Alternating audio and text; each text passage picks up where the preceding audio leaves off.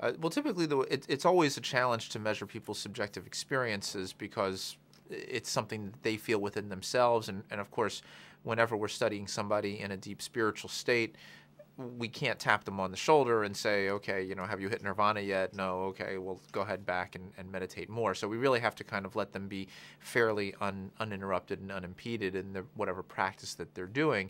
So the challenge for us then is to talk to them afterwards with a thorough interview. And primarily we're looking at narratives, although we do have people take certain scales and try to get some kind of scoring system to tell us how they have felt, how they experienced it, whether it was similar to their usual level of practice or not.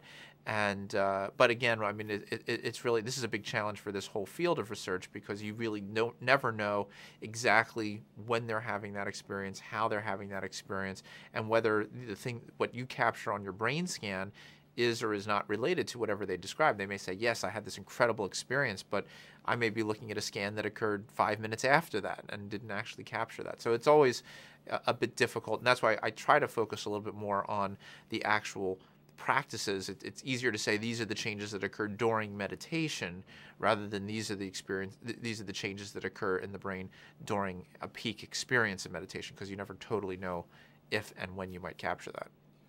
Well, and are some of the states, some of these people that pray or meditate, are any of them psychedelic in nature? Well, often they do. People, when they have these experiences, often describe certain elements that have a psychedelic nature to them. Sometimes they can be visual experiences, feelings of energy, very strong kind of rushes of emotions, and so forth. And of course, when we're doing the Buddhist meditators, it's a visual practice, a visual meditation. So they often see some very unusual, very strong kinds of visual experiences that they describe.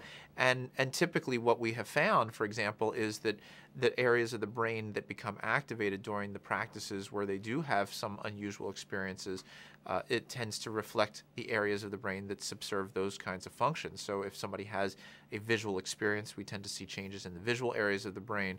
If somebody tends to have some kind of auditory experience, then they tend to activate some of the auditory areas of the brain.